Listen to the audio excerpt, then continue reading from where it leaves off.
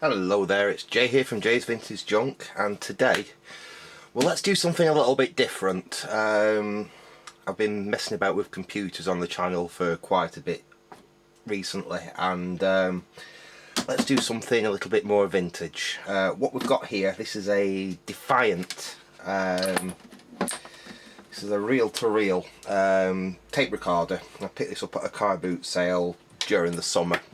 Cheap, I think I paid like a £5 for it or something like this, and we tried it pretty much when I got it, and to be honest, actually it did work, but not correctly. The mechanism was very seized up on it and wouldn't really play properly, and when I did get it to play, the output, the volume from this was very, very quiet.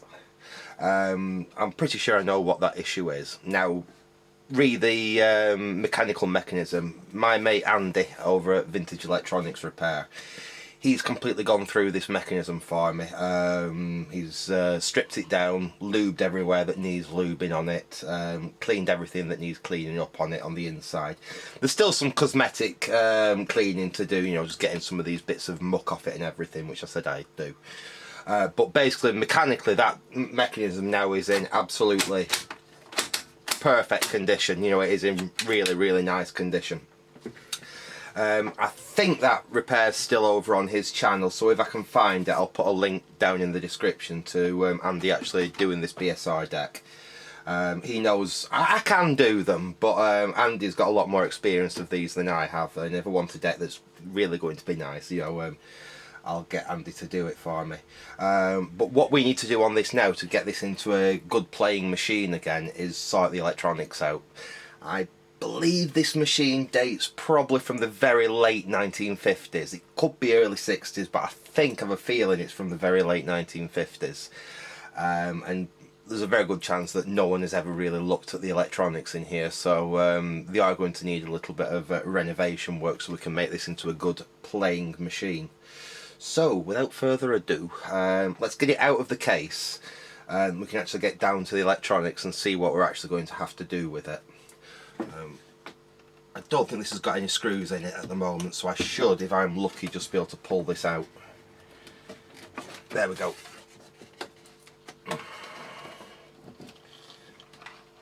And let's lift that out of the case. And get the case out of the way.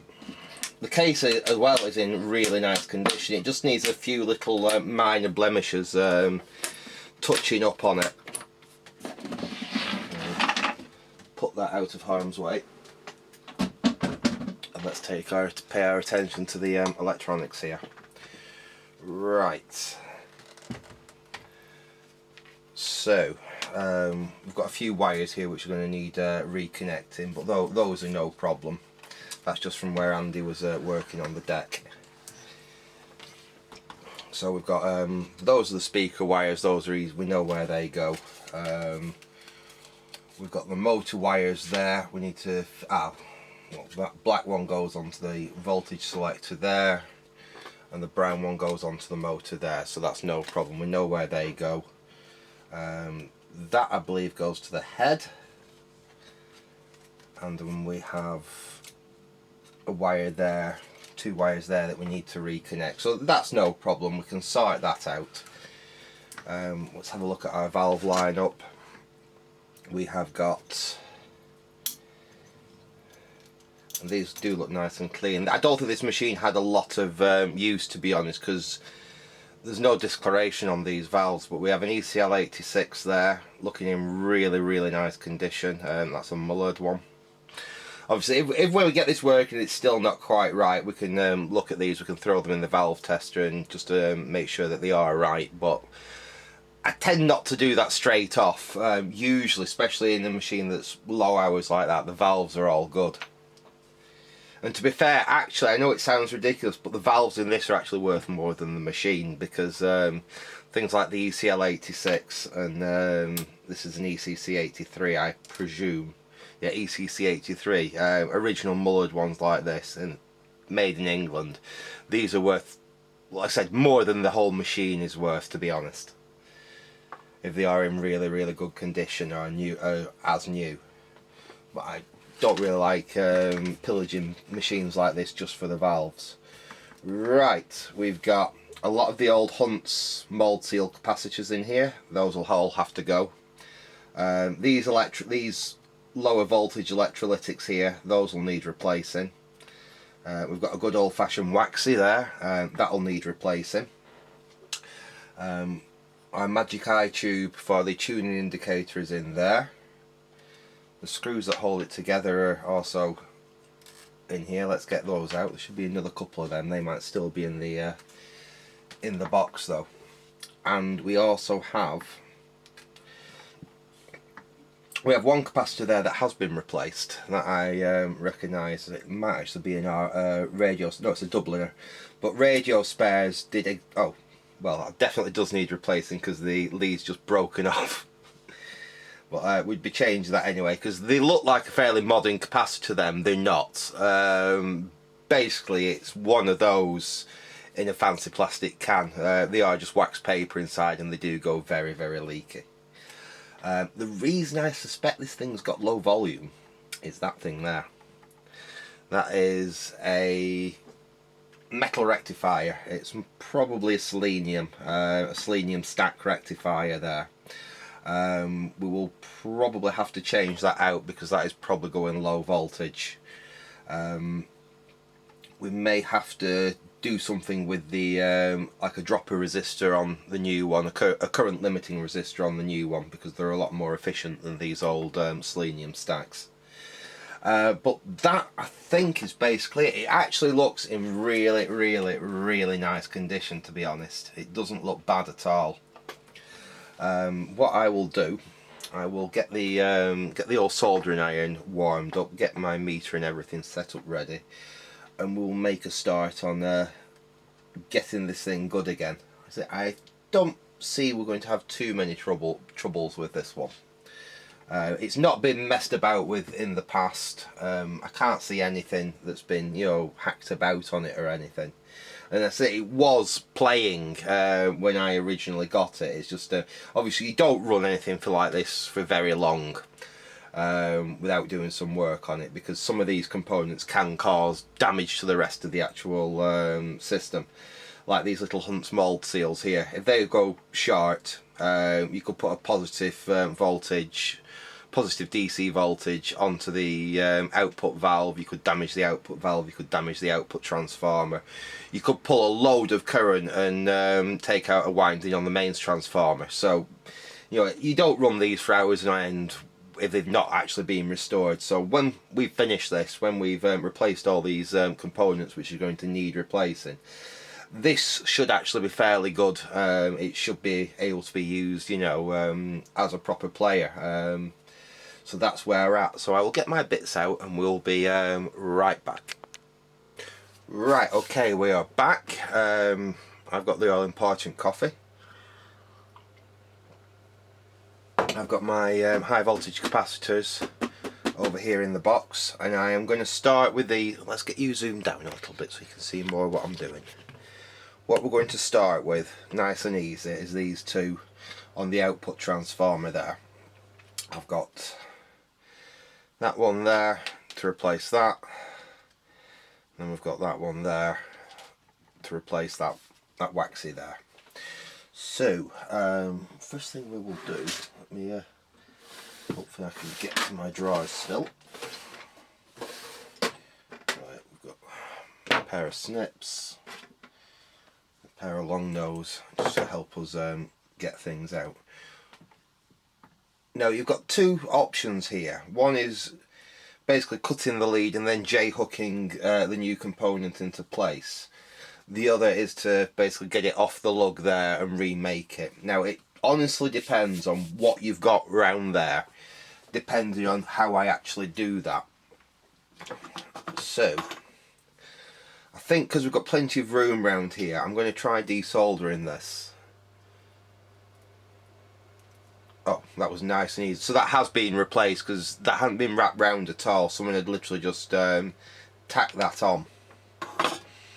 We can get that out of the way. We might even be able to reuse a little bit of sleeving that had on it. This is a, what is the this one? I have just looked it up because I've just pulled the correct component out to replace it. There we go. That's a 0.02 UF, which we have got a replacement for there. So we'll put that bit of sleeve over there and put that on the lug. I'm going to bend it round.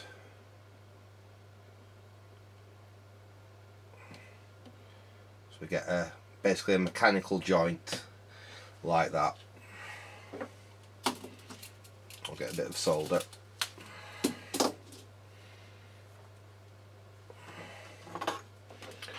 can solder that in place.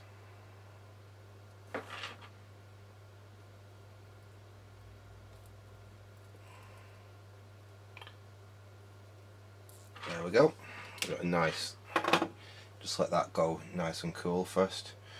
I've got a decent joint there. We can pull that around. In fact, I'm not going to connect that one on just yet. I'm going to replace that first, and then we can pull that over. Obviously the component we're replacing is significantly smaller, even though basically it's the same rating. It's a 0.002 UF. Now I don't think this has been replaced in the past, so oh, there we go. Again, they haven't really wrapped that round.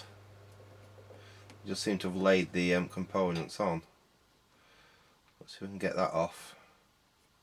There we go.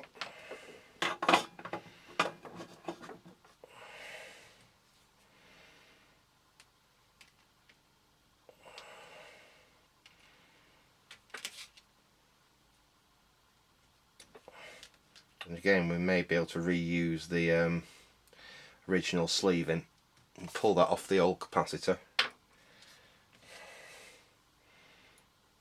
and put those on the new one.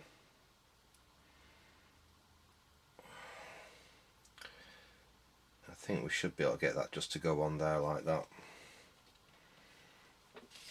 There's no weight in this component, so providing we get a decent solder joint, that should be good enough. And there's already quite a lot. That's probably why they didn't do it in the first place. There's already quite a lot going on those two tags. I've tinned up the new capacitor. Let's just solder that on there. There we go.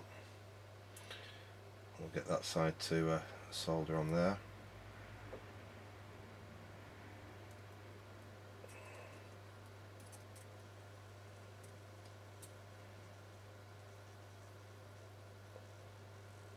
Lovely. That's nicely connected. We can bend that down out of the way. We can bring this one in. And what I probably will do, just to make life easier, is I will fit that with a little J-hook there. Because we've already got the old leg going through those two components. So if I snip that off and we leave a little bit of a tail, and I make a little eyelet by bending that round. This just avoids us having to desolder all that lot there, basically. And we will still get a nice neat repair. So we've made a little eyelet with the old lead. Bring the new lead round, hook it in, hook it through, bend it up, and cut some of the excess off to about there. Bend that round. So we've basically made a mechanical connection there, and then we could just solder that in place.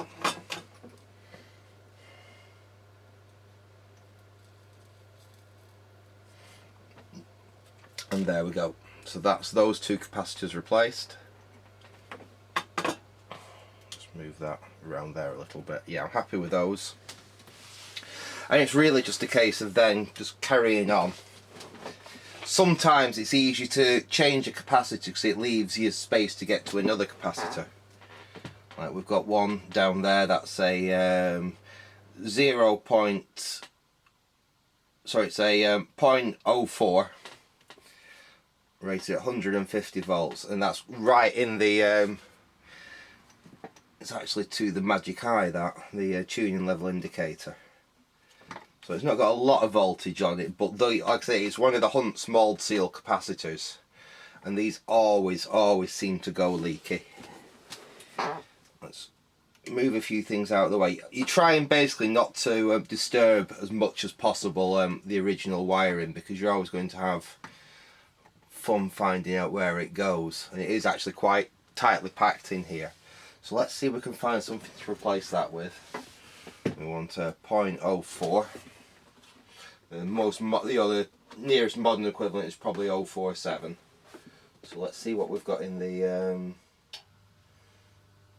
we've got 0.033. Let's see what else we've got. Values don't have to be 100% critical on this. 0.047, got one of those, which is that there. And this is one where I probably will try and J-hook it into place, because it's very crowded around there and I don't want to do too much damage. So we'll snip the old one out.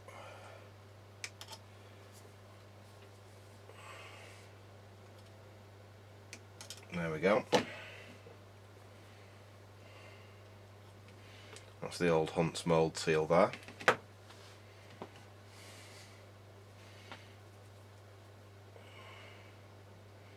Just pull that up a little bit, because I want to strip a little bit of that sleeving off and then push it back down, just to leave us something we can get the J-hook through. And the same on this side. We just bring the sleeving up a little bit, snip a bit off and then push it back down. So we've just exposed a little bit of the original wire. We'll take the capacitor,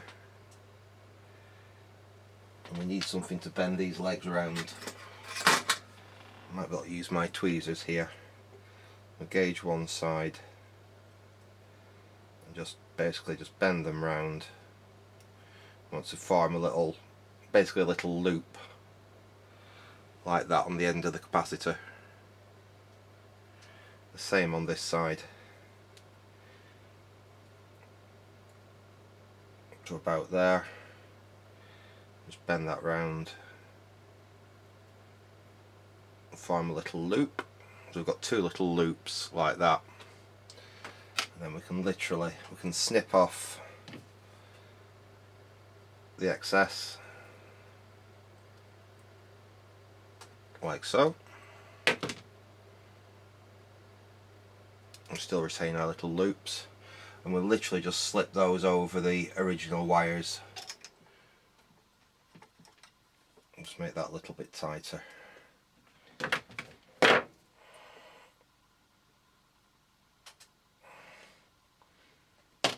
And people might say this is a bodge, but this is basically how repairs were instructed to be done in the field when these were current machines. I have many books explaining back in the day, from the 30s, 40s and 50s, showing replacing components in consumer electronics, and this is exactly how it was done. We'll get that one over there. It is a tiny little bit fiddly to do, but we've got them in, and we'll just give that a little press with the pliers just to lock it in place. And I'll get you down in here to see it a bit better once I've got a few done, so you can kind of see the results that you get. Let's just clean the old iron off.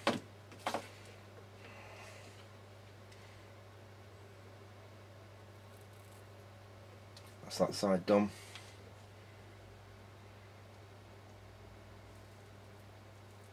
That's that side done there.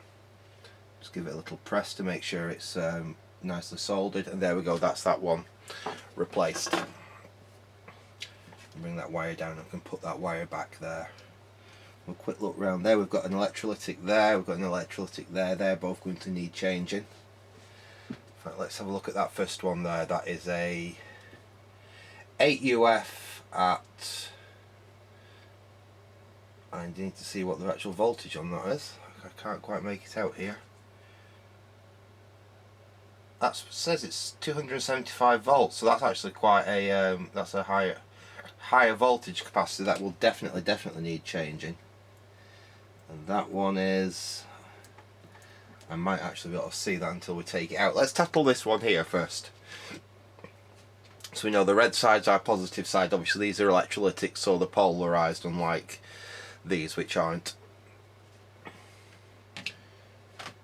It looks like we can actually desolder that from there without causing any issues. So obviously if it's easy to desolder it.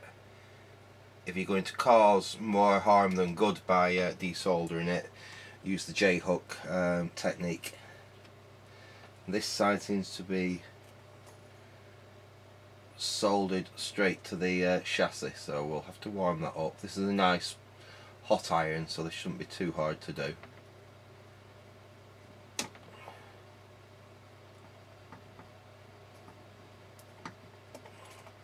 There we go.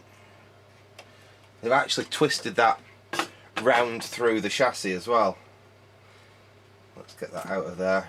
That's the capacitor we want to change. This is a Pesley.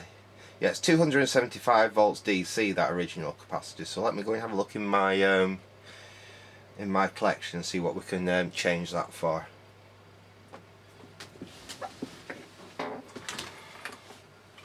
We've got here those are 47s, those are far too big. What's that? That's a, what was that one? It was an 8UF, wasn't it? Those were a little large.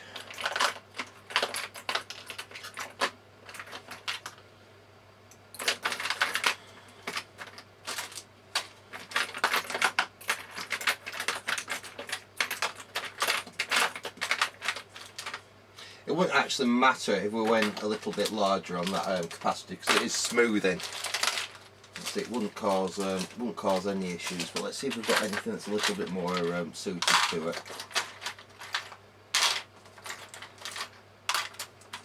I've just emptied one of my bags of capacitors out into all my electrolytics, which is typical.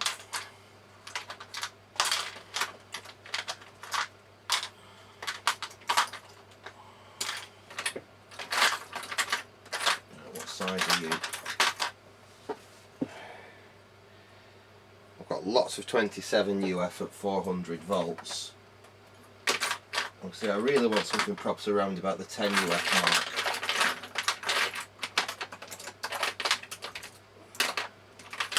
One of these would do, but to be honest it's a little bit of a waste. See if we've got anything a little bit smaller. If not, one of these would do the job though. It's just like I say, it's a little bit on the larger side. But because we've got a metal rectifier, again, that's not a major issue. Let me have a quick look. Ah.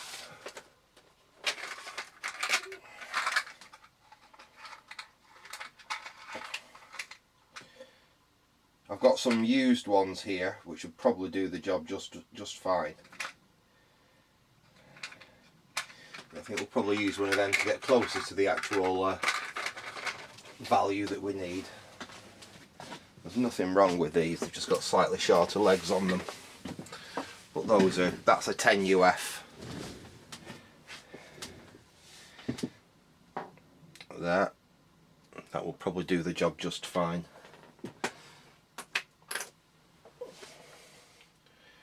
What we are going to have to do though is, so it's only got short legs because that's been PCB mounted.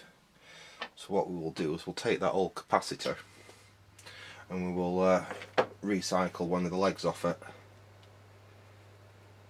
Let's break that off there. So we've got the leg off that old capacitor. And again, we'll make a little little eyelet on one side of it.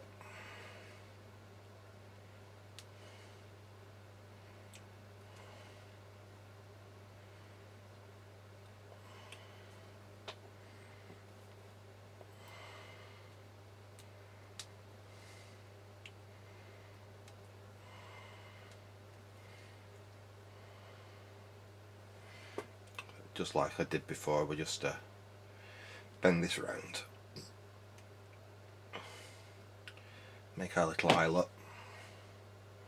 We'll put that on the negative side of the capacitor.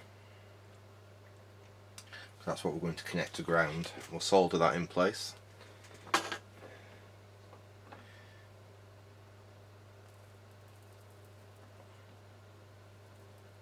There we go. So we've got a decent leg on there. And let's see how we're going to connect this up to the... Let's have a look here.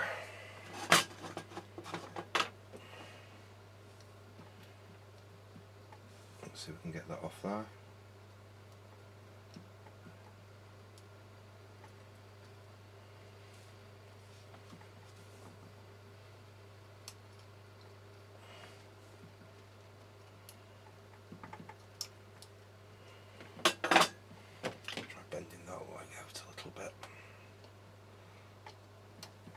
Basically what I want to do is see if I can get the capacitor, so I can solder it in place there and then get that leg to go back where the old leg was. It might be a bit easier to do if I can just get the connection off here and redo it on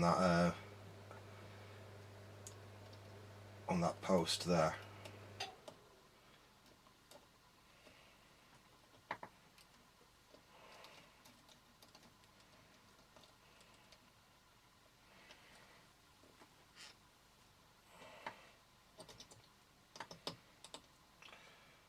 There we go, that's off.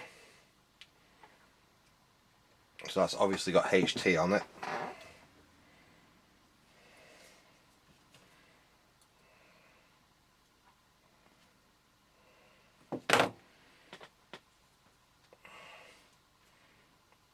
Bend that round. I want to get that to go on there like that. I might actually have to put a little bit on that capacitor as well. A little bit of leg. Oh, we've got a spare bit of leg. We can pinch it off that that capacitor there. Oh, actually, I've got a piece here. That'll do. This doesn't have to be as long. But again, we'll make a little eyelet on the end.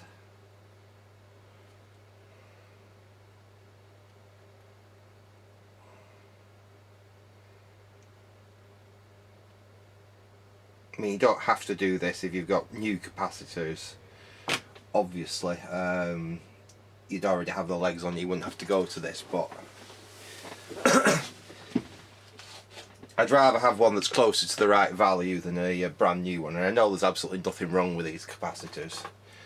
In fact, these small value ones like this 10UF have been taken out of like LED and CFL lights that have failed, so they've not exactly had a lot of use in them.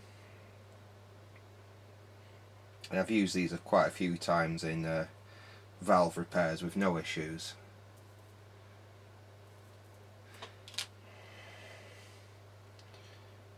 There we go. We've got a leg there, that's our positive, that's our negative.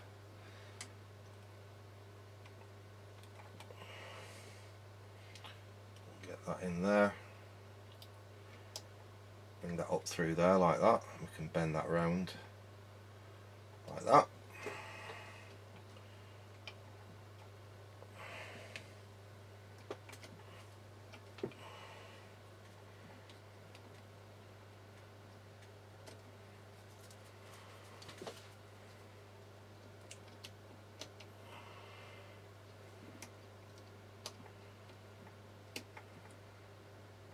There we go. When I can get that, I can solder that back to where it was over there. I might do that first. Get a good solder joint on there.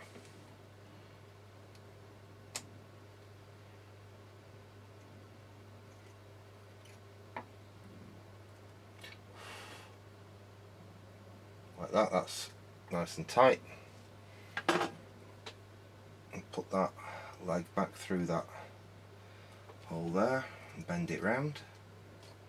So we've got a decent mechanical joint. There we go. We can solder that in place there.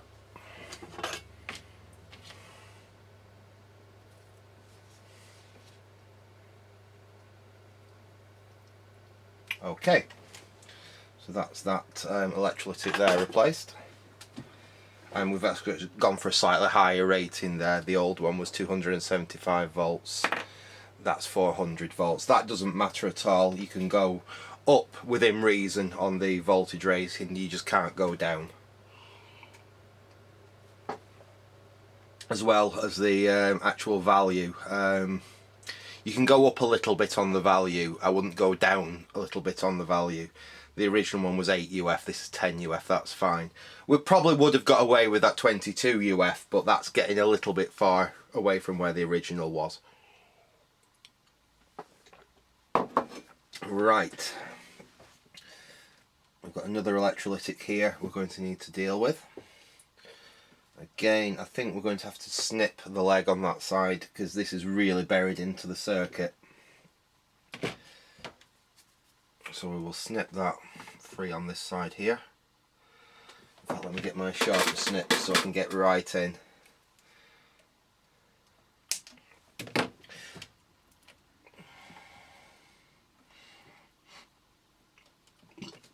And let us find out where the negative is connected.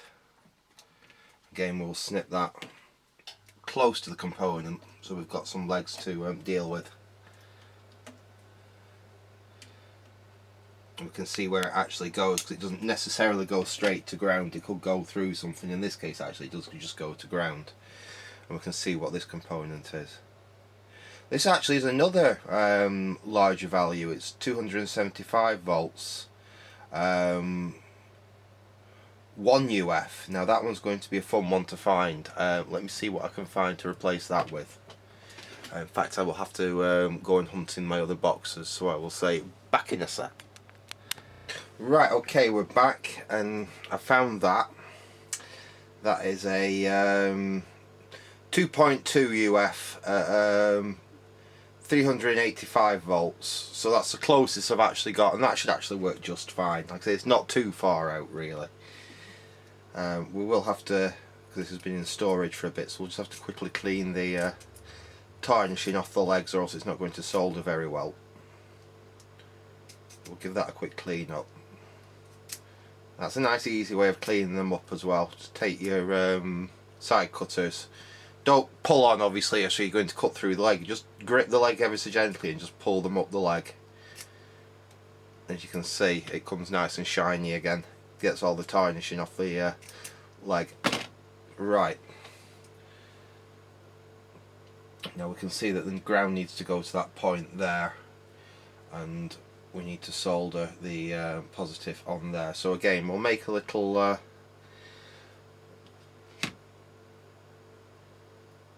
loop in the wire like that.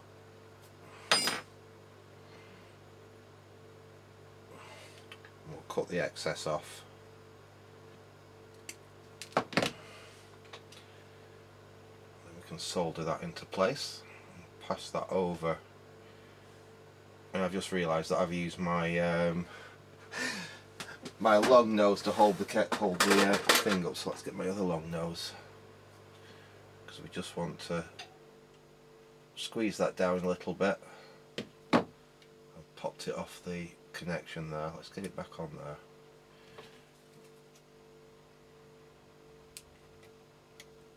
Squeeze that on. We can solder that into place.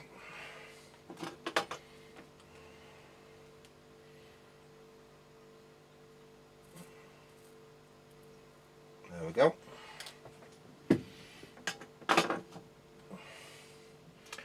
can bend that round because we want to connect the other side of it to ground. Get that in there, and we can get that down, and we can get that soldered to the ground point. Take that wire, bring it in here. That's the ground point we want to go to.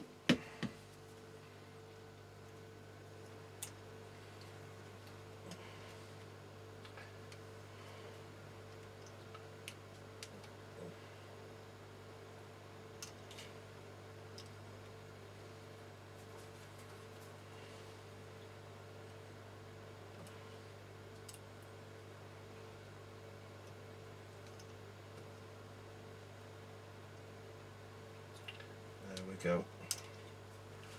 We'll bend that round and we'll give it a quick squeeze. So we've got a nice mechanical connection there again.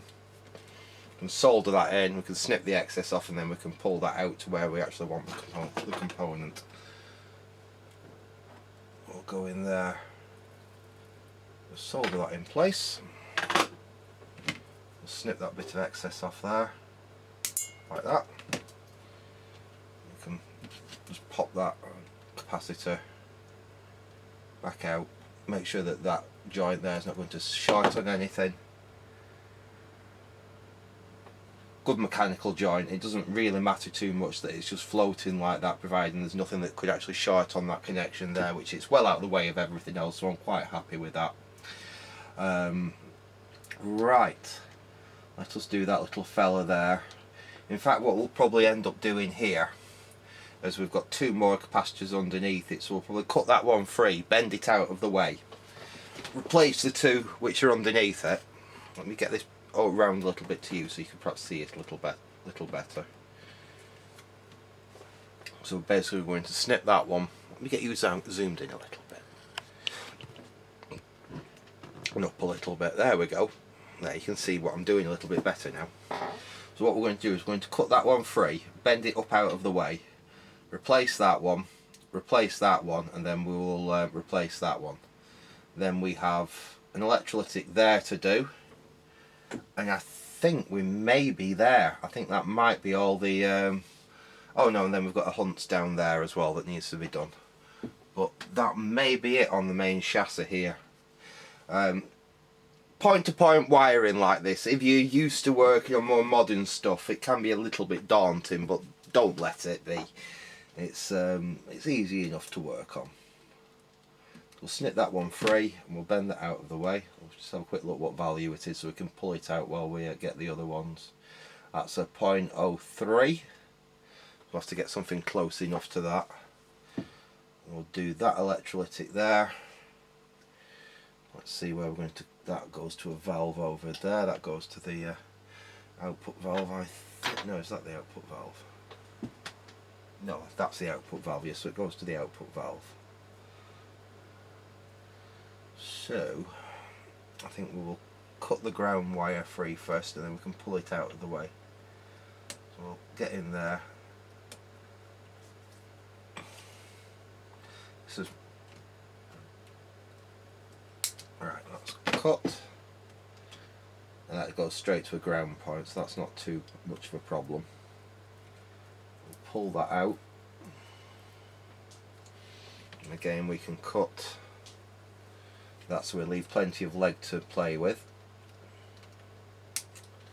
like that. That's a 50 UF at 12 volt. That's a little bit more normal. Right, let's see what we've got to replace that with. 50 UF at 12 volts.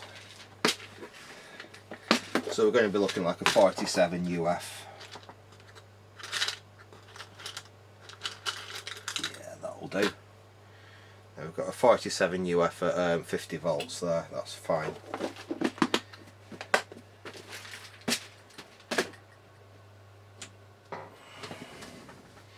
So that'll do as a good replacement for that one. And while we're in here, that is a 0.02.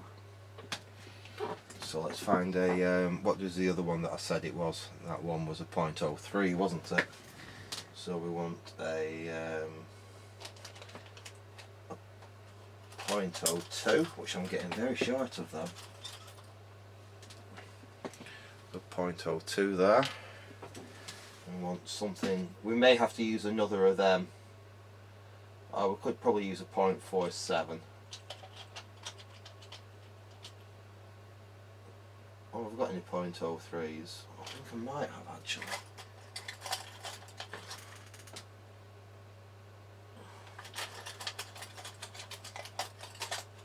Let me have a look here. I might actually have a .03 here. 6. There we go. We've got a .03.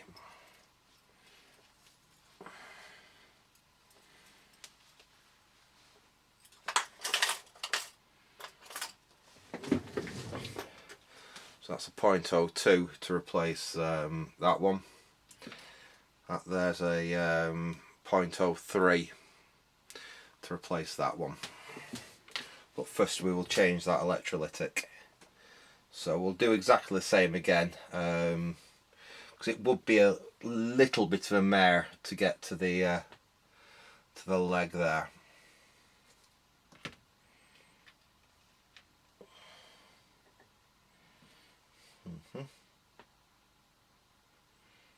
Goes around to there. That's the next one across.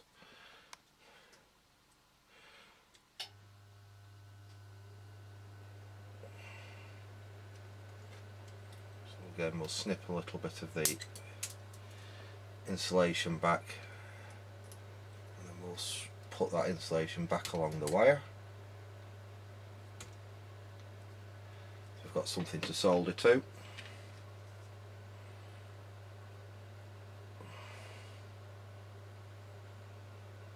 And that goes in that way there. We will make, in fact these are a little bit tarnished because they've been up in the attic. So we will clean that up like I showed before. Just use the side cutters and just drag it along the leg, take any tarnishing off the leg like that, nice and clean again. We'll make our little loop in this wire.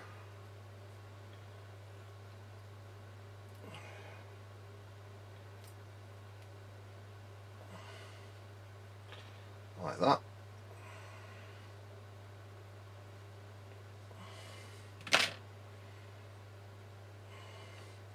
Snip that bit of excess off. Like that.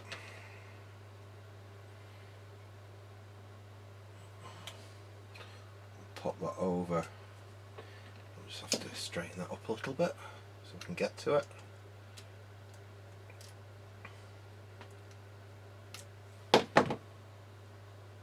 Pop that over there. A little bit of a crimp with the, there we go.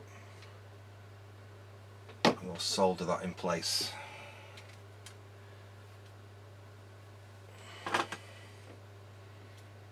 Give my iron a quick clean.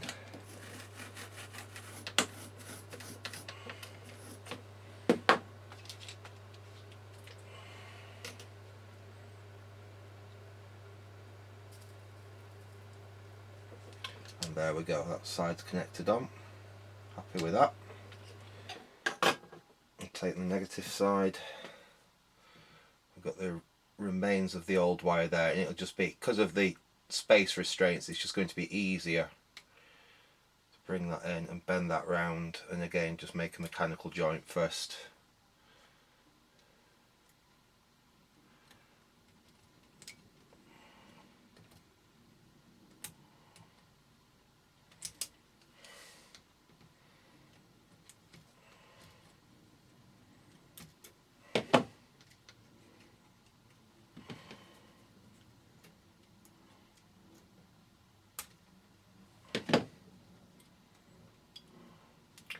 That on there.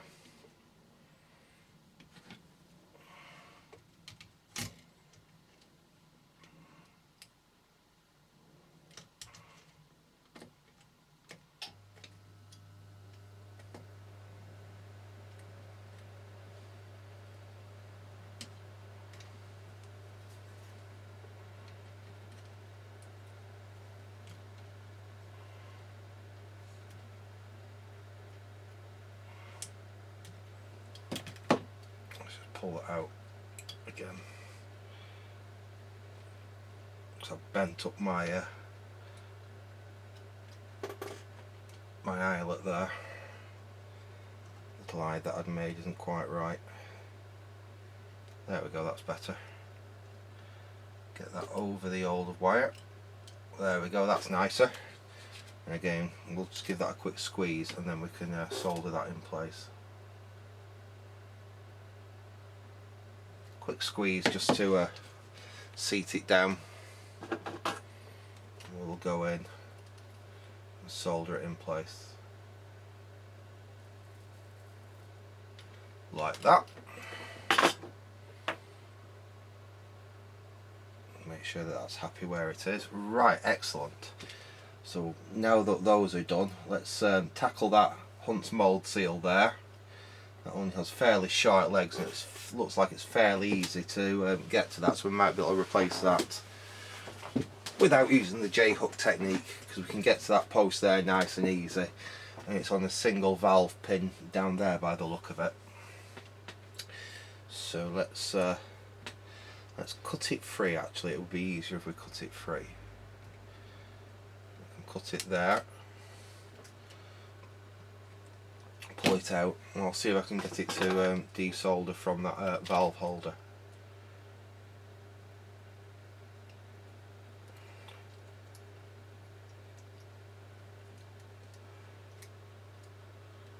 In fact, it is going to be a bit of a pain, but let's see if we can do it. No, it's going to be a pain, that.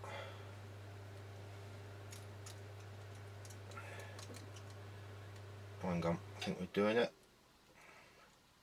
Come out you come. I've basically got it free there, so if we snip it at the valve holder, there we are, that's out. Now there was another resistor connected to that valve holder, but I think we're okay with that. So that is the 0.02. We've got a replacement 0.02 here. So we're going to have to make that leg a little bit shorter. About there, and again I'm just going to give these a quick clean because they've been in storage for a while. We'll make a little loop on this end, and I'm going to do that because I'm going to just loop it over the pin of the valve holder. So we make a little hook like that. We'll go in, hook that round the valve holder, if we can get it in there.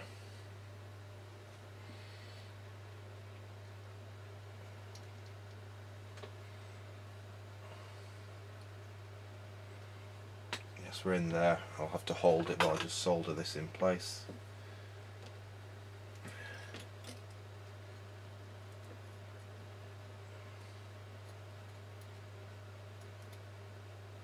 There we go.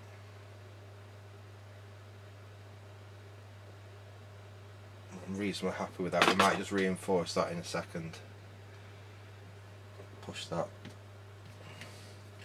Well, the problem with point to point is you've got to be careful that you don't leave anything shorting while you're actually in there working on the circuit.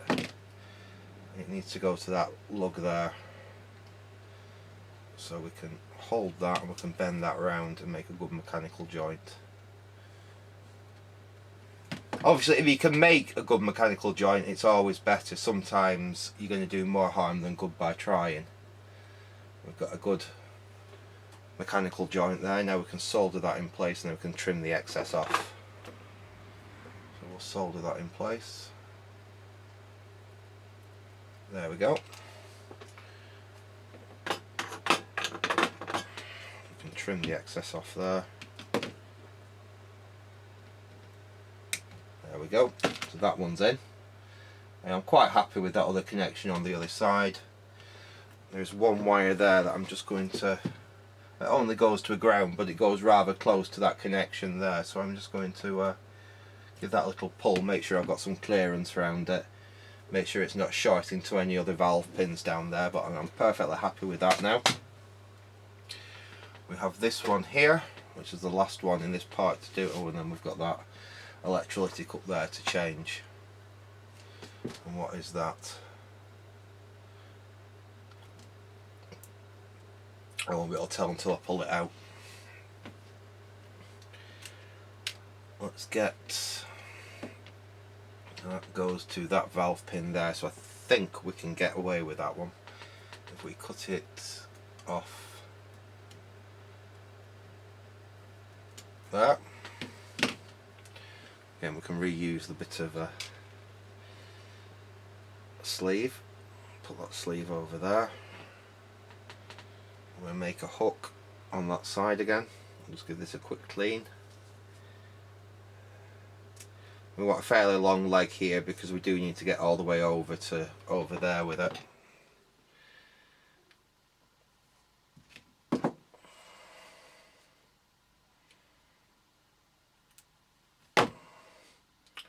we'll make a hook on this end. We'll hook that into place.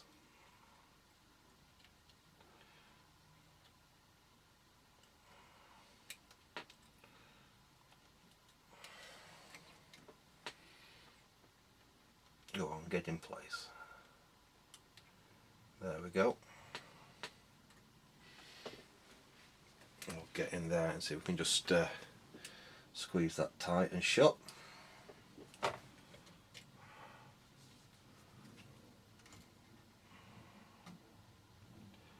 There we go, and we will solder that into place. And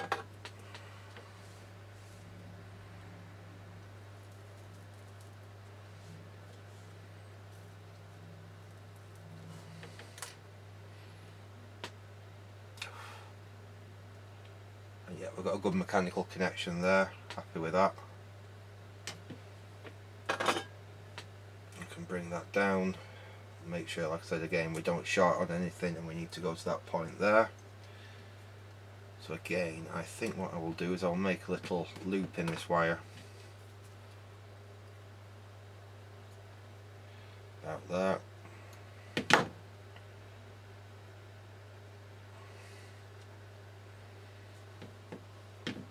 Cut off the excess we don't need. I always keep these handy because you can use them. They're handy for all sorts of things. Not just in these old vintage radios. They're very handy for when you're working on more modern stuff and you need to bridge a broken trace.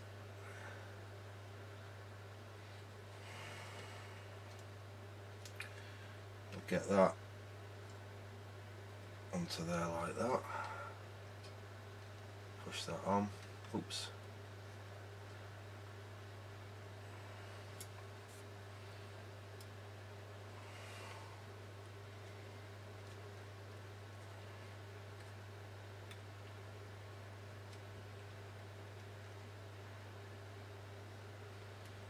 Get that a bit straighter.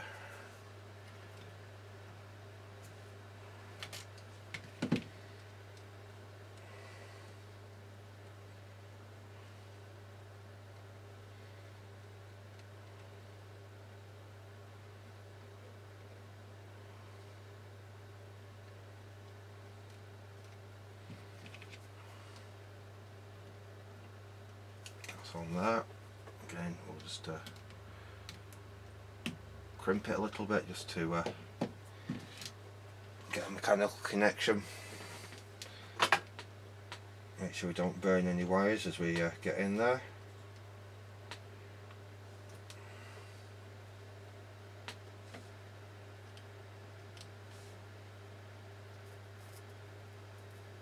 Just solder that in place. You can snip the excess off there, like that.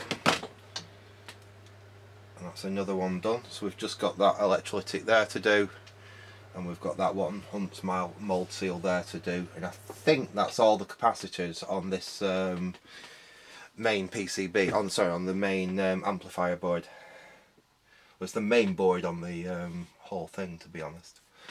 Right, Again, let's have a look there.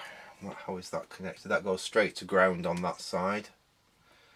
So we can snip that off the ground. Let's get in there, we'll cut that free.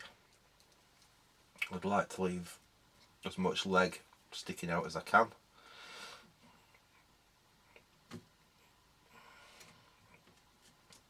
Snip.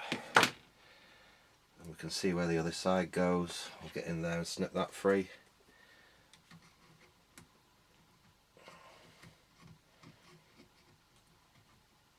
There we go. Well, that's there's going to be cathode bypass into it because it's got a resistor across it as well, so it's not as critical. That's another 50 UF at 12 volts.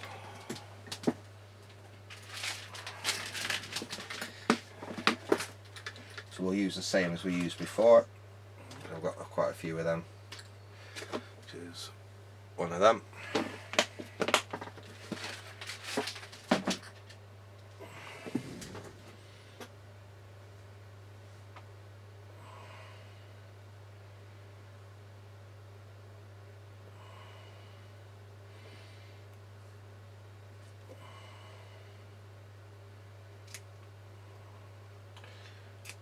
That are clean.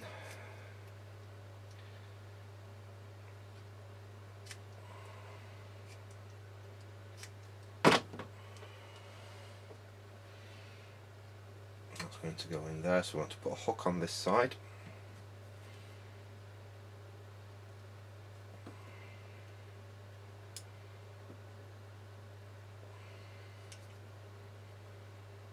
There we go, that's a hook made on there. We'll hook it round that resistor.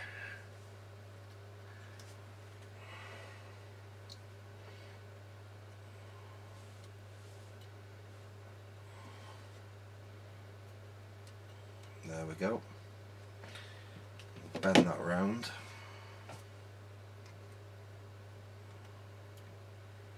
We need to just snip a bit of that off so we've got something we can actually bend round. There we go, that's better. Bend that on there a little bit. And we can get that in there.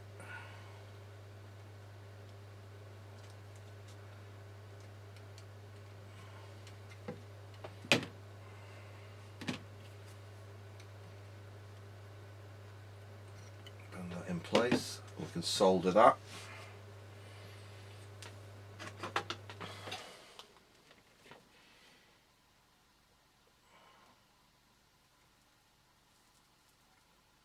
Okay, that's good. And the other side just needs to go to ground here. So we can, in fact, we can do exactly what they've done there. Just pass it through the hole, bend it round and then solder it on top. Because we didn't leave very much of the original leg, they'd left that very short. And even cutting it right off at the component, it hasn't left much. But there's a hole here. We can do exactly what they'd done when they built this thing. Put that round there. Bend it round. Make sure we're not going to have anything shorting out.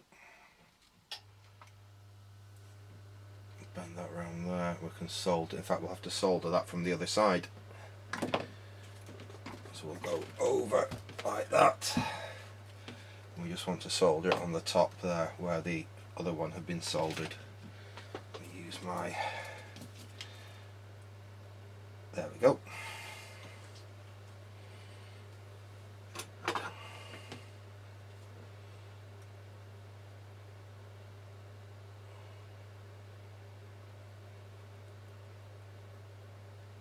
And there we are. Just let that cool down for a second. And after we've done this, we're going to have to address some of this wiring that's been disconnected while Andy was working his magic on the deck. Oops, let's not let that drop down. Right, let's lay it down.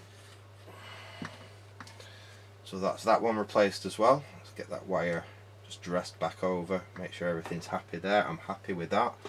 That's all in the right place. So we've got one last capacitor here to do, and that is a, let me cut one side free so I can read the value on it. Get you so you can see what I'm doing as well. There we go. So it's that one there we need to do now. I'll cut it free from this side so we know exactly where it goes there. It's the other side, and we've got a 0.01 at 250 volts.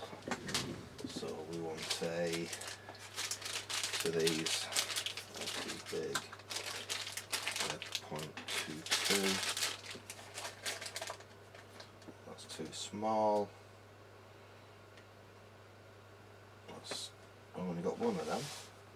Sure, I must have more than that. What are these? 0.022. You know what? We might be getting very, very short of this value. What are them?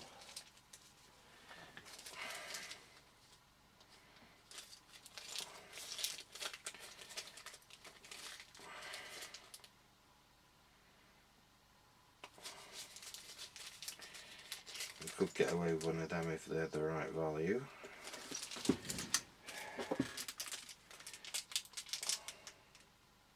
No, we're not. No, those are too small. A 0.01, or close enough to a 0.01. 0.015 would probably do.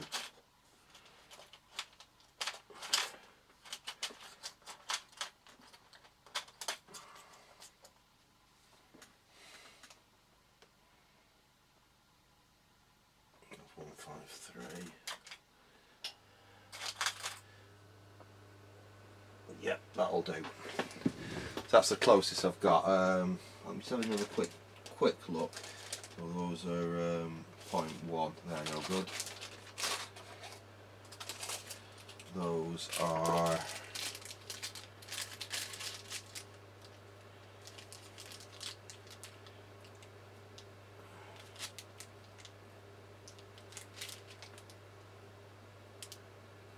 no good at all. That's 0.001, so that's a factor of 10 out. Yeah, I'm going to have to order, I think, some 0.01 capacitors because I think I'm out.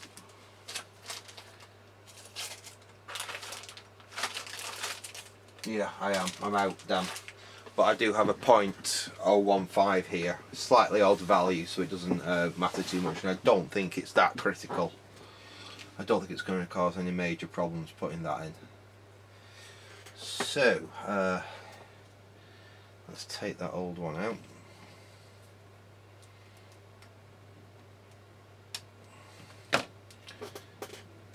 Get the new one.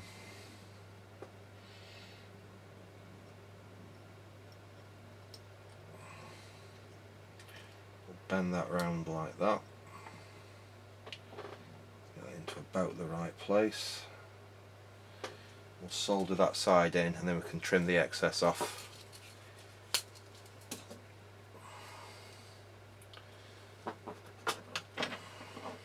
Just clean my iron again.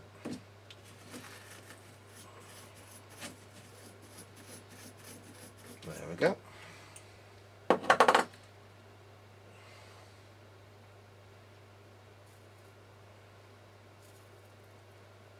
There we go, we've got a nice connection there. Take that little bit of excess off from where we bent it round. Let's just get that and snip it off. Like that. And that wire needs to be bent round. Oop.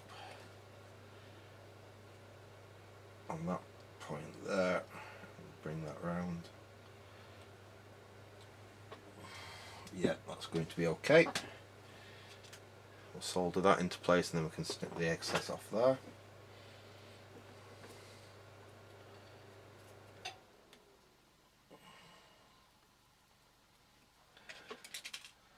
There we go. happy with that. That's good, looking good. I'll just cut the excess off. And there we go. We've got that replaced. So basically I think that's all the capacitors for the moment we need to do. The main smoothing can there, I'm not going to replace it straight away because I've found actually in a lot of these 50s players, 50s and 60s, that's absolutely fine. I mean, I've got players that I restored well over 10 years ago, some 20 years ago, that I run, and they still have their original electrolytic in them, and there's absolutely zero sign of hum there at all. The smaller electrolytics, the ones that we've changed like these, seem a lot more susceptible. These fail for fun. Both the higher voltage ones and the 12 volt, 25 volt versions, they all seem to start leaking and lose the capacitance. That's where these seem to hold up quite well. So I only change them if it's actually giving hum and it's giving an indication that they're indeed faulty. Right. Like I say, I'm quite happy with that now. I can't see any there that I've missed. I think we've got them all. What I think I will do now is I will go and make myself a coffee, because I've run out of coffee.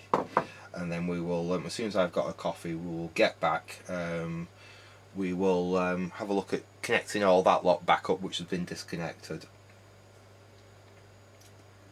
At that point I might actually power this thing up, because I want to see what we've got coming out of that contact cool selenium rectifier there. I think that's going to be well down from what it should be. At which case we will look at replacing that with something modern and silicon. We'll probably have to just take four high voltage rectifier diodes and make a little bridge up from them to replace that with. But like I said, we'll come to that when we've done the rest of the work. So I will say back in a sec. Right, okay, we are back, and I most importantly have coffee. And I have just noticed I have actually missed one capacitor. If we spin the unit round here, we have one lurking out there. Now I'm going to actually be able to replace that completely, and we don't have to J-hook it in. It's a 0.02. I've got a replacement for it here, so let's get that done. Now, what I'm going to try and do is desolder it down there, see where it comes out here. I think I've already traced it. I think it goes to one of these pieces of tag strip along there. So once we've got that side out, we can move the wire a bit more, find out where it is, and hopefully it's not going to be too hard to desolder, and we can pop the insulation off that one, put them on that one, and put that capacitor in place. It shouldn't be too bad to do, but let's try getting it off from this side first. If it's going to be too hard to get off, I'll just cut it at the tab and solder the new one on. But let's see if it's going to come off easy first.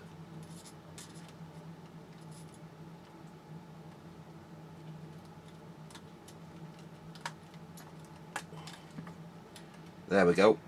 So I've got it to desolder from that side reasonably easily. We'll pull it out. Let's see where it goes on this side. We can give it a little whittle. We should be able to figure out. Right, it goes to that tab there. So again, let's. Oh, excellent! That comes straight off. Lovely. So we know it goes to that tag there. We'll get that capacitor out of the place.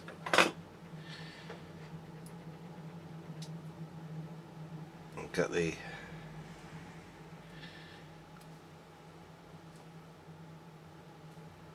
let's just snip that end off, I think, so we can. I always like to use the old insulation if possible. If not, then we'll have to use a bit of modern heat shrink to replace it, but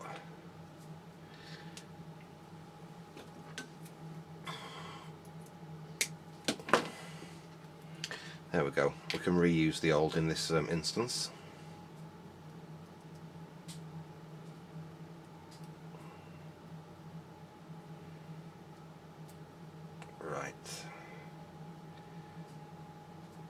that goes on there like that.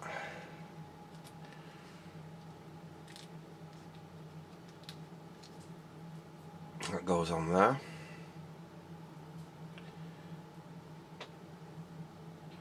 And we'll try and feed that back through because we want to aim for that connection there.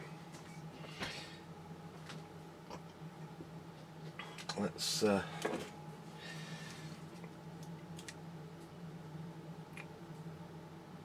fold that over. I'm going to tin that up there. It will make it a little bit easier for us to solder that in place when we get it through.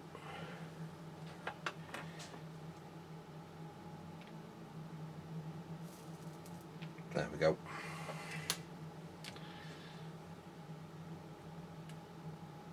I'll try and pass that back through exactly where it came. And these legs are about the same length as the ones that came off, so I'm quite hopeful, if I am careful, we should be able to get this in and in exactly the same place the original one was.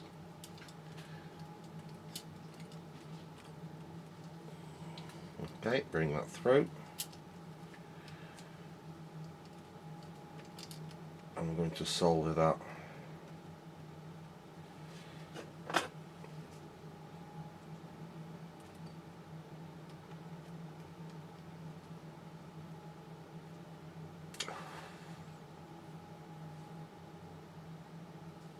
there we go. We've got no solder bridges or anything there. Lovely. So that's back where the original one was, and then all we need to do is solder it back to this switch block here. So let me get the tweezers, these might make life easier. I can get that under them wires, back to the tab that we took the old capacitor off, and thread that through. Because the old one was hooked round on this side, it was just laid on the other side, but it was bent round on this side like this, so I'll try and do it the same.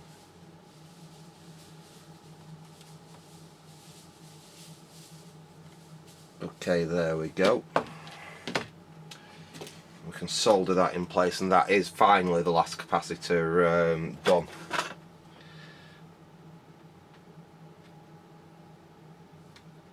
Right. There we go. And in fact, while we're around here, we might as well reconnect. I'm not going to connect the motor back up yet because there's some testing I want to do that we don't need the motor for, so it's just something else running that we don't actually need running at the moment. But what we do want to connect is this, which is basically the wire from the head, which connects around here. And then we've got these two wires which have got caught on there. That one and that, sorry, those two there, which are for the erase head. We need to rejoin those up. But we'll have to strip a little bit of insulation off here just so we've got enough wire to reconnect it. So let's get that done.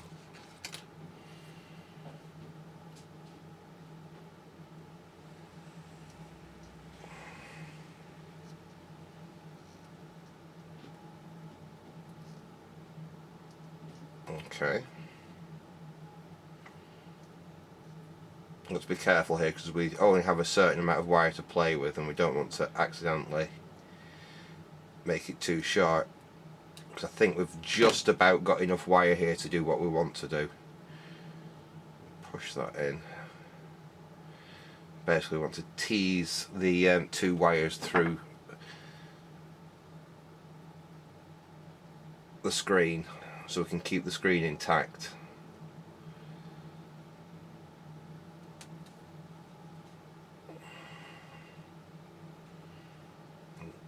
You end up with a neater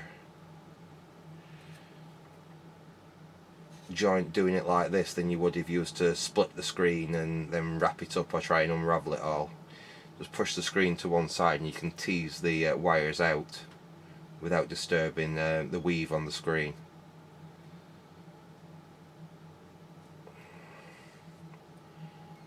Obviously you've got to be super careful doing this because you don't want to break through the insulation on the wires you're actually teasing out.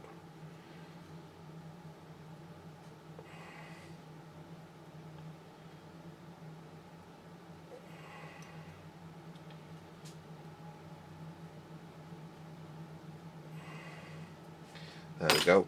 We've got our new wires there. We can just give the screen a quick twist. And then we've got a good ground there to solder to. We'll just get these stripped off and then we can get them soldered to where they need to go on that switch block. Again, ever so careful or else you will break the wire. You will break the wire.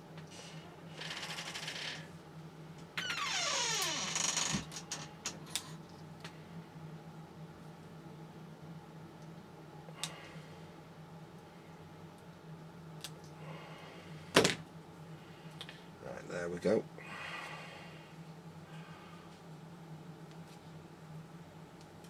Twist them up.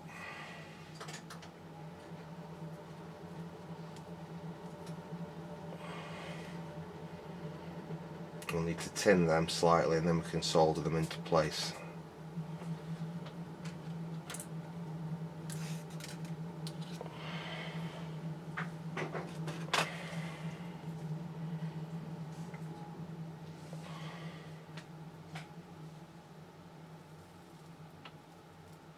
That's the screen tinned. That's the red one. I'll just clean my iron off.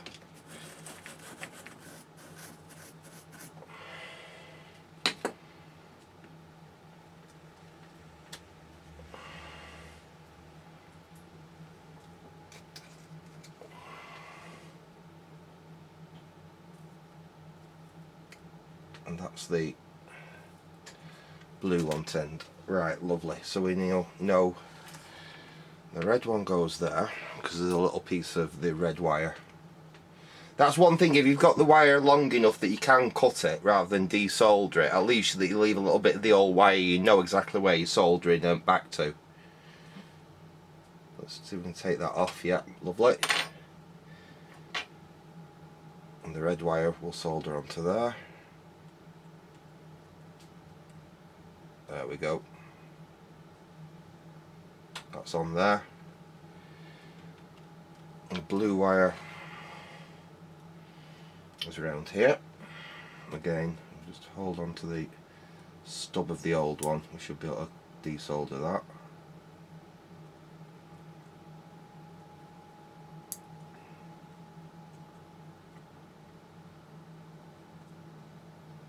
There we go, that's off.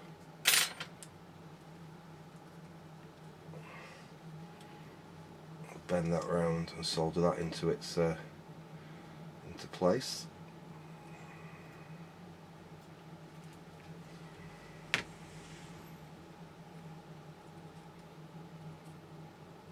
There we go.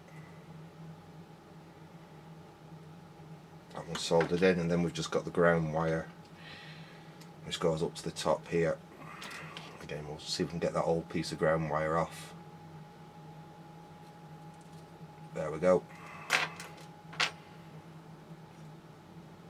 We can solder the new one on.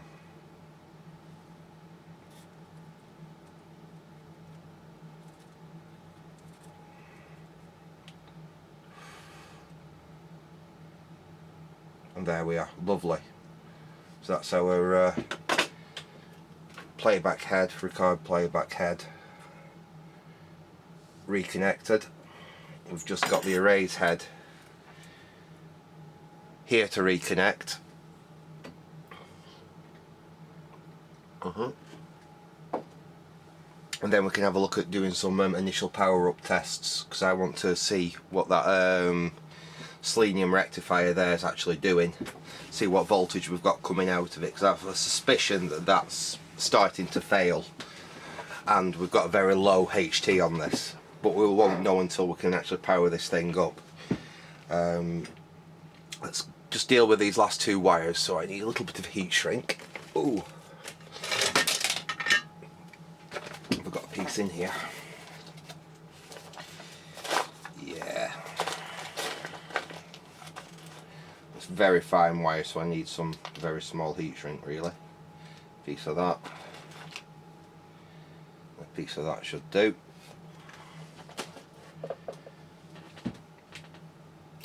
Let's take this wire, and again it's a bit of a faff.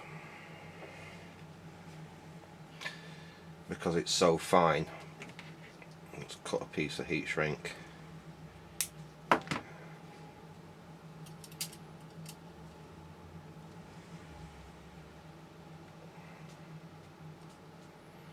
that over there.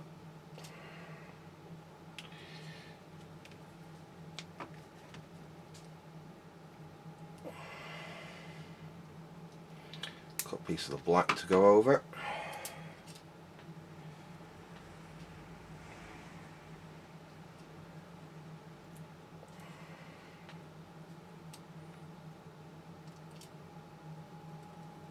Okay.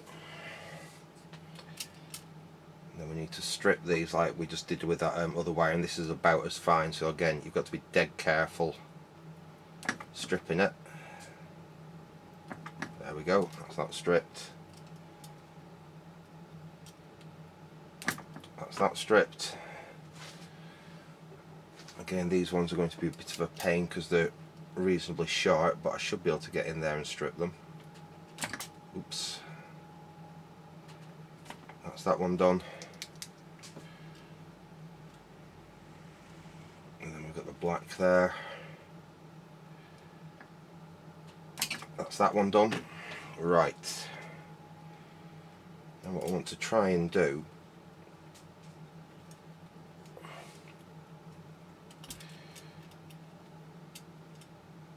and we don't have a lot of space to do this in. It's basically we want to do a flat join. What we might have to do is tin these up, just lay them together and then tin them because the wire is very short. And I don't really want to have to pull all this out and put extension wires on to connect them, so we twist. I think we'll use the twist and tin approach on these.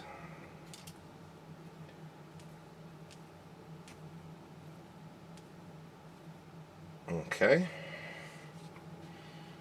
Oh, and the black needs twisting as well.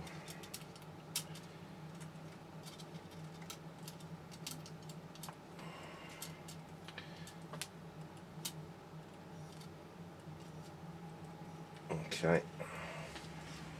And then we'll tin them up.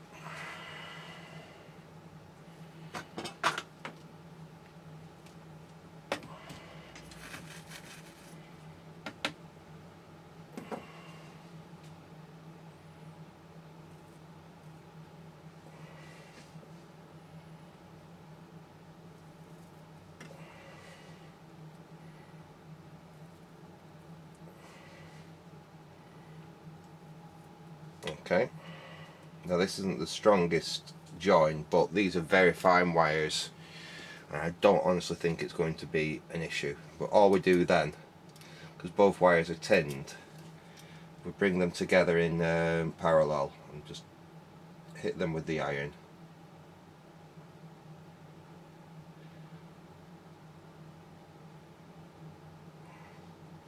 So we get the solder to melt together. We've got a nice strong join there now.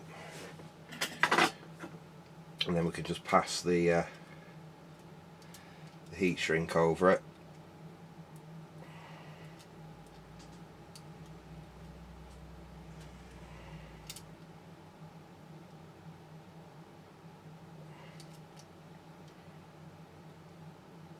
There we go. Like that. And we'll do the black one.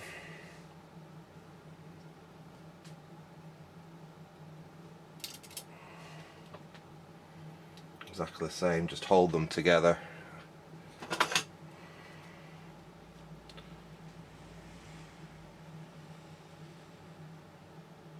Get them to solder.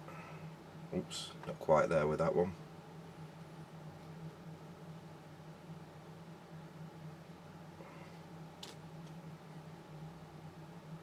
There we go, that's joined. Going to be a decent enough joint, yeah. Again, we can just bring the heat shrink over it. Oops, about there. And we will get some hot air on that.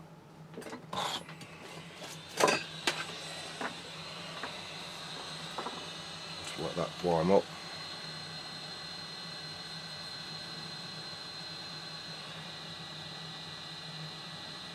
And there we go. So that's the array's head reconnected.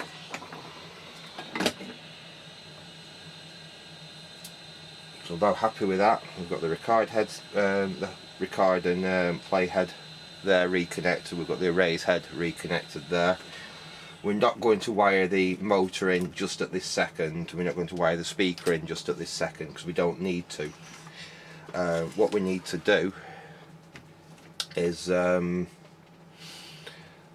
apply some power here, and we'll probably do it through the I will have to replace this cable because it's only very short, and I do have a new replacement cable for this.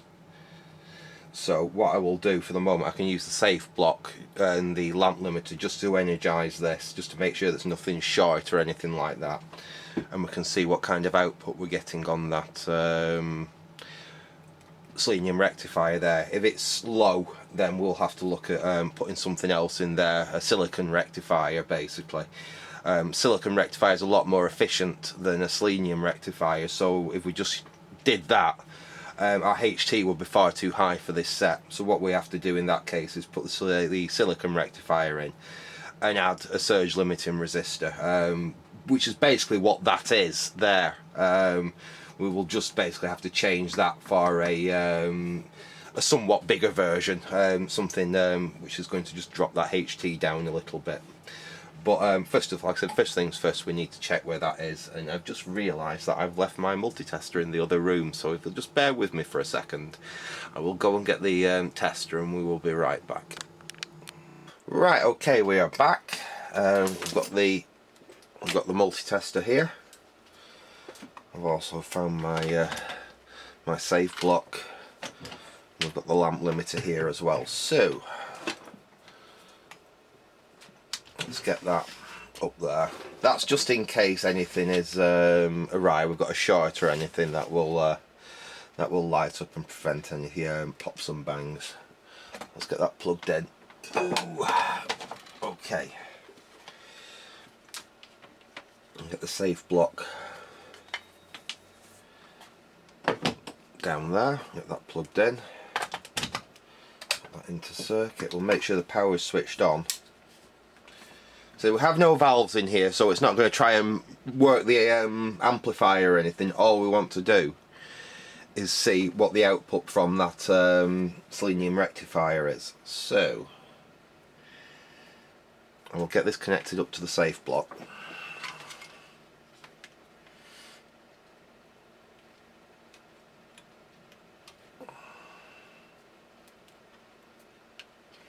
Right, there we go. And put that down there. Now that's still switched off on the safe block, so we're fine. Put that out of harm's way. Let's get the test meter, and we want we'll go on the 600 volts DC scale on the meter there. Now can you see that okay? You can see that, can't you? Right, let's get a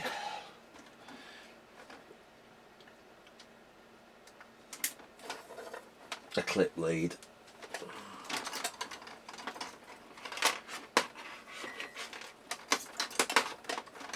Come on, clip lead. There we go. We'll swap that probe there out for a clip lead, just so we're using one hand when we're actually working on the unit. That we can then just clip to a ground somewhere on the chassis. Let's find a good ground on the chassis we can use over there. Make sure we get a good ground on there. In fact, we can even use the ground on the rectifier, and then we're going right to the rectifier like that. And the idea is we can switch on and we can probe here and see what voltage we've got coming off that rectifier. Right, so we switch on, and we're not getting any illumination on the light bulb there, so we're not really pulling a lot of current. I've got the light bulb in circuit, and if we just probe on here with there, oh, that's not too bad. We've got 297 volts there. So, yeah, nearly 300 volts. Let's switch off there. And unlike a lot of more modern stuff, you have to be super careful with this old valve stuff, because these can hold a charge. If we just test on there now, that is slowly going away, but you can still, we've still got 130 volts on that connection, slowly going away. So it is bleeding away through one of the resistors, but you've got, like I say, you've got to be much more careful working on this old valve stuff than you do like even a modern switch mode power supply, because just about every switch mode power supply that was made after, say, the 1990s always have like a bleed resistor on the smoothing, on the big smoothing caps in there. It's always a good practice to check, because what can happen, it can lull you into a false sense of security, is that that bleed resistor can go open circuit. Now the power supply will work just fine, it won't affect the power supply at all. However, that capacitor can then remain charged, like here, and obviously you're working on it, you get hold of it, and bang, you get a right crack off it. With valve stuff like this, like I say, it's even more important, because these basically don't have a bleed resistor. Let's just see what we've got on there now. See, we've still, even now after I've been talking, we've still got nearly 80 volts on there. So we will let that just dissipate. I could ground it out, to be honest, and discharge it, but you get a little bit of a crack, and there is something there bleeding it down. So we can even check on that capacitor there, see if that's got anything on it.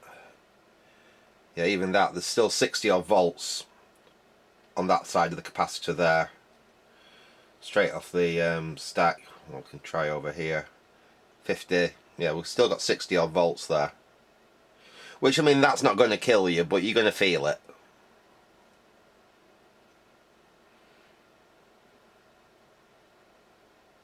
That's going to, now it's probably going to very slowly drop that last little bit off.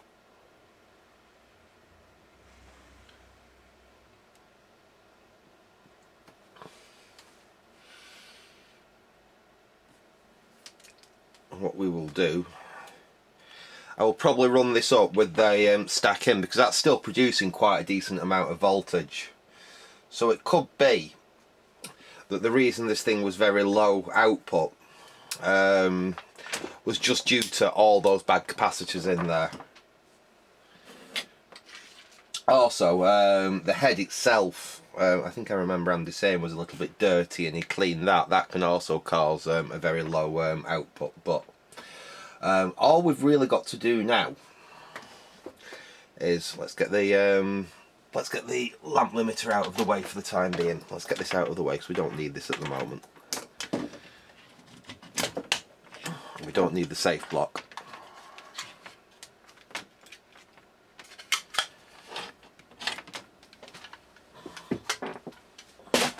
Now, if that had been, say, when we did that test, then if I was saying perhaps getting 150 volts, 170 volts, something like that, that would definitely indicate that that selenium rectifier was very tired. However, I don't think this tape recorder ever got a whole amount of use, to be fair. As I said previously, if you look at the valves, they've no discoloration on the valves. They've not been run for a long time and run very hard. So there's a chance that that's actually still good in this, which is quite unusual. So all we really need to do now, we will connect the motor back up, which is these two wires here. These are fairly simple. The black one goes to the voltage selector there. The black one goes to the voltage selector there.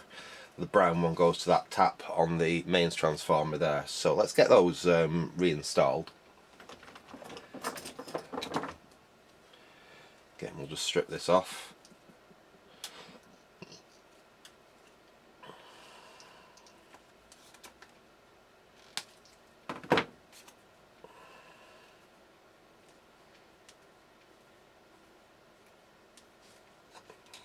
Don't want to connect one of the speaker wires by mistake, it's that one we want.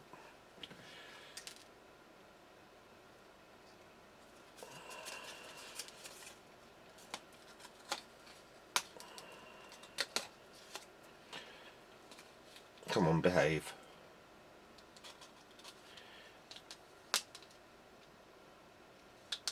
There we go.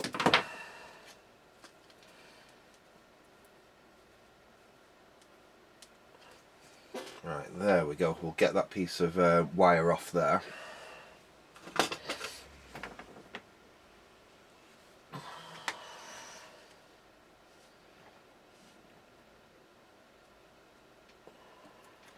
There we go. We'll tin up that black wire.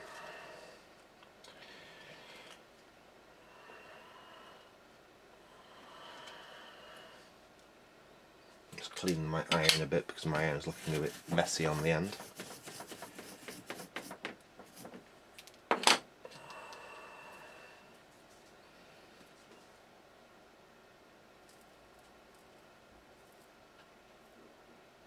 There we go. That'll do. I'll do the brown one while we're in here. There we go, lovely. We can reattach the black one to there.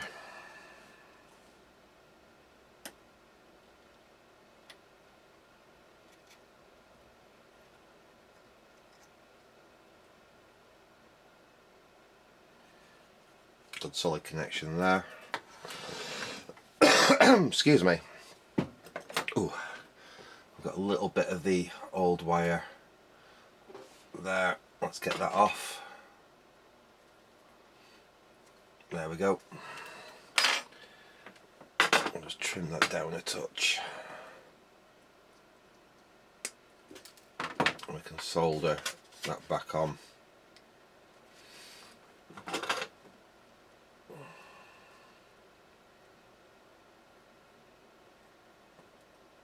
There we go. So that's our motor reconnected.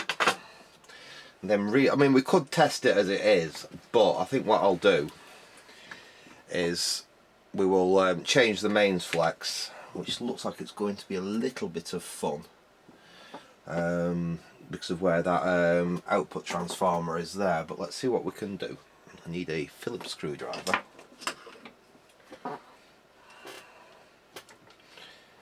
Take this P-clip off.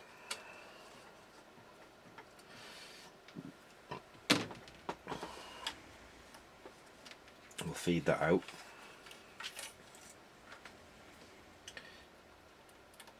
Yeah, that's going to be fun to get to.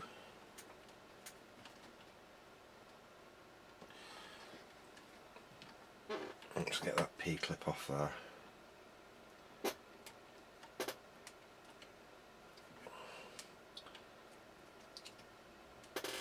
There we go.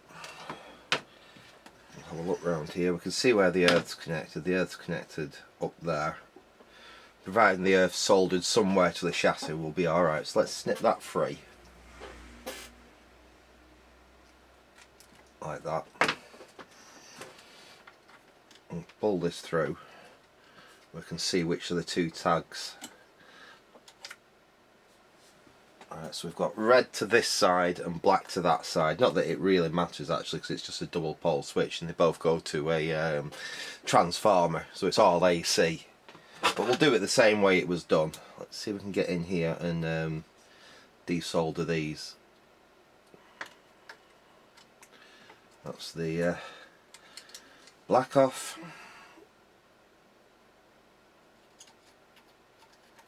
That's the red off. So we've got the old piece of wire. I always keep this because it's always handy to strip the cores out of. Say I needed to replace a piece of one of these wires in here in another set. This is ideal for it. So I let these go in my wire spares box. And I've got another cable here which I salvaged off another piece of equipment. It's actually the same, kind of the same period. Let's take the plug off to make life a bit easier for us, because we will have to pass this through a hole in the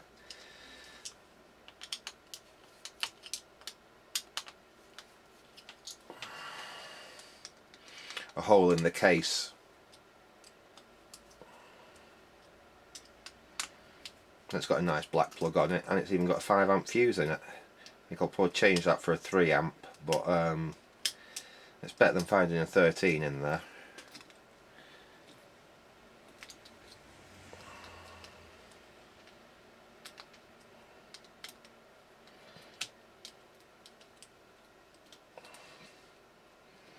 I do need to buy some more 0.753 core for doing jobs like this. I've completely run out.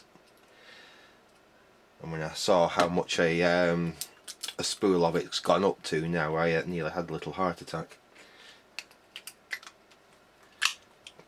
But this will be quite sufficient for this job. I'll put that to one side for now. We've got our nice new mains flex, well, new to this tape recorder anyway, and it's a decent length. It even has a P-clip fitted. In fact, this is a slightly thicker gauge, but that won't matter. Righty ho, so we want to go black to that one.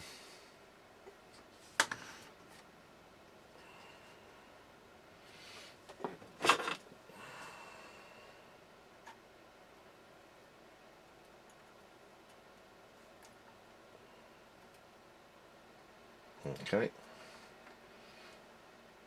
Make sure that's in the right place and it's not going to short or anything. We'll add a little extra solder to that.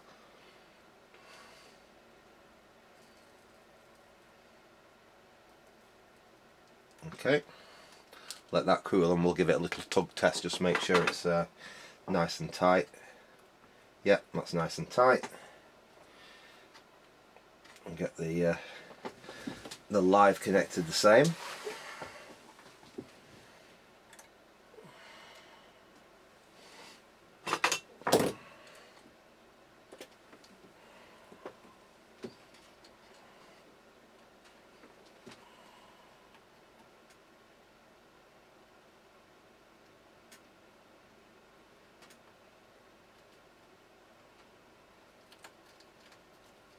Okay, there we go.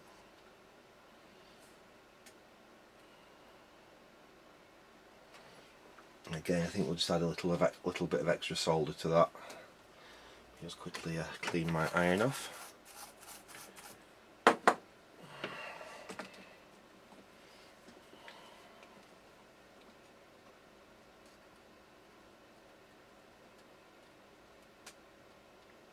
Okay, there we go. I think that's good enough now. Let's just make sure that's... There we are, that's better now.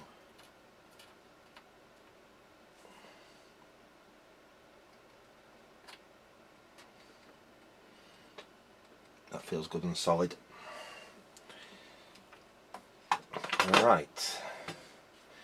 Now we'll feed those through, and I think I can get that earth back onto where the original one was, so it's exactly as it was. So let's try doing that. Bend that round there.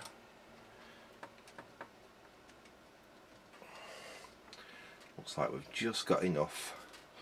In fact, we can reuse that P-clip that came with this. Just slide it down the wire a little bit. Oops, no we won't, because that's just snapped in two. Where's the P-clip? I took off the other wire. There it is. I want that to sit flat.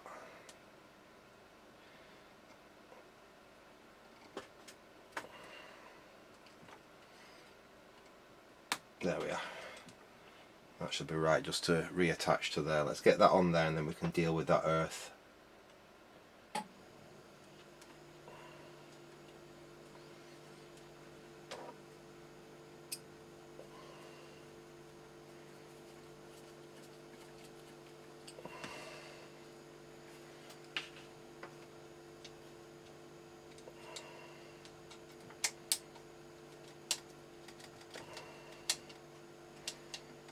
Okay, so that's that connected. All we need to do now, that's a nice long cable as well.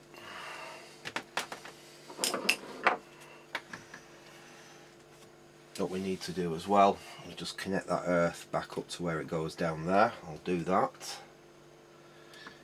And I think we'll get a little bit of switch cleaner just in those two excuse me, those volume pots. before we go to the final reassembly, because I'd hate to put all this back together and then find out we've got really crackly controls on it. Let's just bring that round and I can solder that to where it needs to go in there.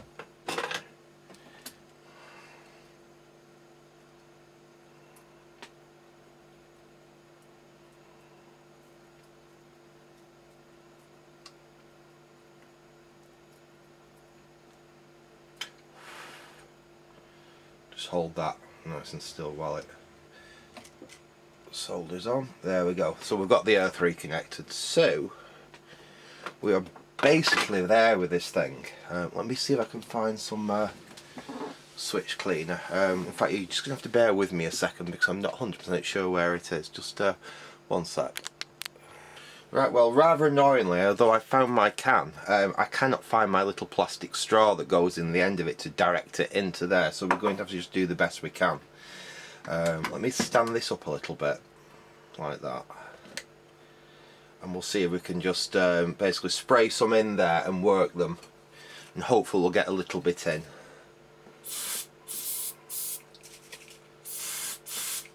And then just basically work it backwards and forwards.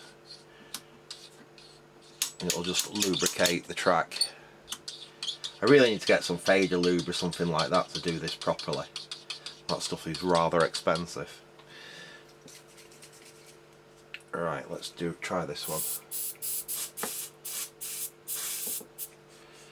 But it does creep quite nicely, this stuff, so basically if you can get it to go in, it will wick in. It's just far better if you've actually got the proper spray straw for it, but I haven't got a clue where mine's gone. So I might have to come back in the future and just clean them up properly, but that'll do for the moment. Right, the last thing we need to do, really, is just tin the ends of those up so we can reconnect them to the speaker in the case.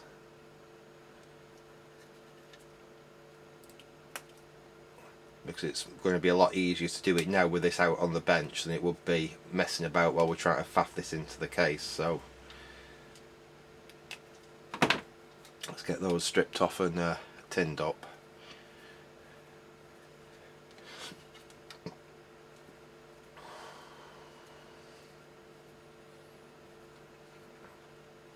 Okay, there we go.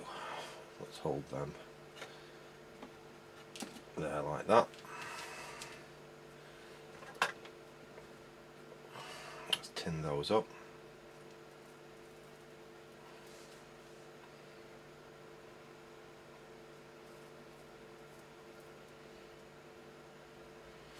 There we go, lovely.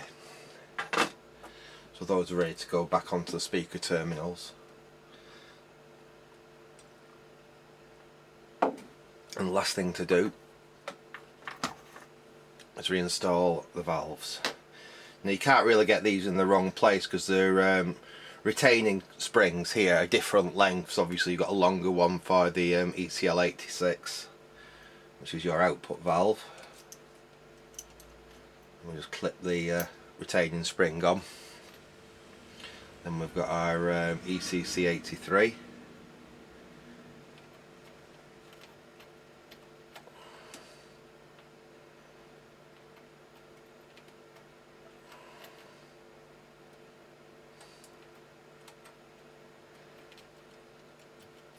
And these are really nice ceramic valve holders in this, really high quality ones. I mean, stuff like the Defiant, it's a co-op brand, so it was like from one of the department stores in the UK. People say, oh, cheap and nasty. It wasn't. It was actually really quite well made. This player was sold under a few different names. Like I said, it was one of the badge engineered ones, really. Right, and that's basically it for the electrical restoration on this. What I will do is I'll get this back in the case. I won't bother showing that because I mean it's a bit boring that, and this video's already dragging on. But I'll get this back in the case, and we can have a go at powering it up and see if we can actually play a tape on it. So back in a sec. Right, as you can see, we're all back together, all back in the case. I've taken the top lid off just to make it a little bit easier, but that just clips back on when you're not in when it's not in use. And I have put the plug back on, so we've actually got a decent 13 amp plug with a 3 amp fuse in there. Initial power up, I will just put it through the lamp limiter. We'll have that in circuit, just in case, you know, something shorted or something happened while I was actually putting it back together. That just makes it a little bit safer. We can't really run it like that because obviously things like the motor will be getting reduced voltage, the amplifier will be getting reduced voltage, but for initial power up, that's probably the safest thing to do.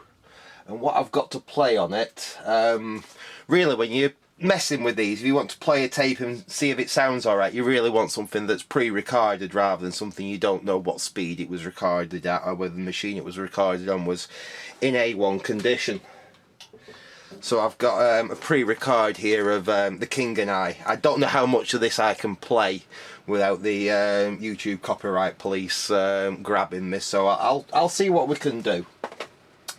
Right, first thing we want to do, let's power it up and just make sure nothing's going to go pop or bang. So if I switch on there, you saw the limiters basically come on because we are drawing current through the motor and everything. We can just quickly, that's play, fast forward, that's rewind. So all our mechanism there is basically working. Right, what I will do, I can switch that out of circuit now.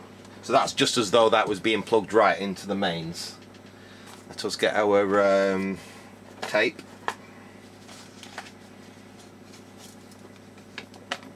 And this is a proper tape with a proper leader on it and everything. I'll get a an empty spool. Let's spool this up. Make sure that's going where it should go. I think that's going where it should go.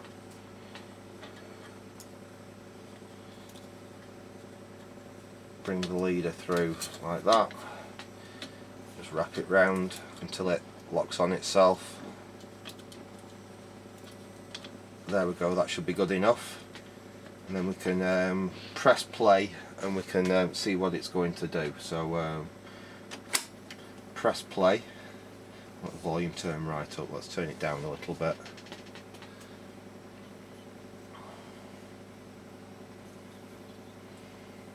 Let us see what we get.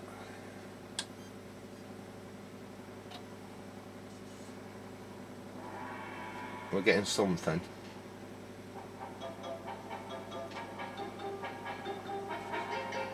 What I will say is that is still very, very quiet.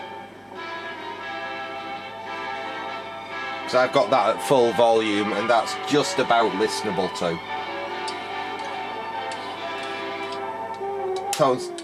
Tone seems to work alright. Yeah, so we're not getting a huge amount of output from that. So I'm wondering whether we've either got a short in the output transformer, that can cause low volume.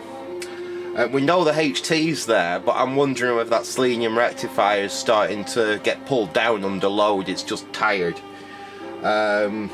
We could have a bad speaker, to be honest. In fact, that's something easy enough to check. So we've got an extension speaker output there. Just bear with me a second, I'll just see if I can grab an extension speaker we can plug in just to prove it's not the speaker. But we still do have a fault with this. It looks like we may be doing a part 2 on this player. It's lovely and clear. It's just very, very quiet. Let me see if I can fast forward that on a little bit. And the mechanism's working nicely. No, none of that gummed upness that it had when I first started playing with this.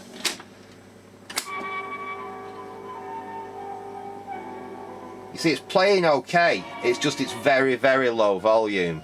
So doing the recap really hasn't solved that.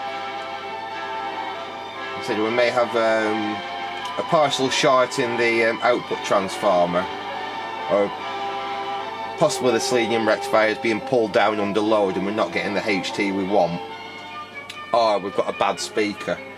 Just bear with me, like I say, I'll just see if I can find a speaker that we can quickly test with this, and I'll be right back. Right, well, I've just grabbed an old speaker and I've just soldered a phono lead onto it, just as a quick test, because we do have an extension speaker output here. Now, whether this modern phono is going to be compatible, I'm not 100% sure, because I know some that basically got shorter on the later ones, and they don't always work in older equipment like this. So this is only a bit of a experiment, but let's plug that in and switch back on again. No, we're not getting anything out of that speaker, so it's probably that's not connecting. I don't actually know where my old-fashioned long ones are. In fact, just bear with me again 1 second. Let me see if I can find one. Right, okay, let's try again. What I've done, I've swapped over to one of the older style phono connectors. If you look there, can you see basically the end is just that little bit longer. Excuse me. So let's switch on. Let's try this speaker. Well, the speaker's working, but again, we've still not got a lot of volume there. So I definitely think we do have another issue with this. It's not the speaker, because that speaker is coming out exactly the same volume. Like I say, I've got the volume absolutely maxed out there. That's half volume. That should be enough volume to listen into a room and you can barely hear it. You have to crank it right to the absolute maximum to get anything out of it you can actually hear. So we do still have a fault with this player. Mechanism's working great since Andy serviced it, but I think we're either looking at again that rectifier let me a merry dance, and it is actually bad. It's basically being pulled down under the load of the circuit and not producing enough HT. Or we've got a short in the output transformer, so the output transformer's not working the way it should be. So I think there's probably going to be a part 2 on this. I will get this video out because I've been promising a few people I'd get this video out for a while, and then not managing to get round to it with one thing. Let's just get that tape rewound so we can get it off there. I don't like leaving tapes on the machine like that. So let's switch that on and we'll hit rewind. So yeah, I think we'll be doing a part 2 on this. We'll get to the bottom of why we've got such low output. And I wasn't going to do the cosmetics on the video, but I actually might do now. I'll go through doing all the cosmetics on it as well, making it look really neat and tidy. And like I said, we will get to the bottom of why we have got such a low output volume from it. But I'm pretty sure it's either going to be that selenium rectifier has led me a merry dance, or like I said, we've got a short in the output transformer. Anyway, I'm going to leave it there for now. Hope you enjoyed watching me play with something a little bit different that isn't a computer. I do have a computer probably in the next video which I keep itching to get out and have a play with. It's one I picked up at a car boot sale earlier this year, and I've just stuck it under my bench for later playing with, and I think that time's come about now, and it might be quite an interesting one. It's an early, laptop, and like I said, I think it might be quite an interesting one. Anyway, I hope you enjoyed that. Like I said, there will almost definitely be a part 2 to this where we sort out those little issues and then do the cosmetics on it. Well, I'll say I hope you enjoyed watching that. Thanks for watching, and goodbye.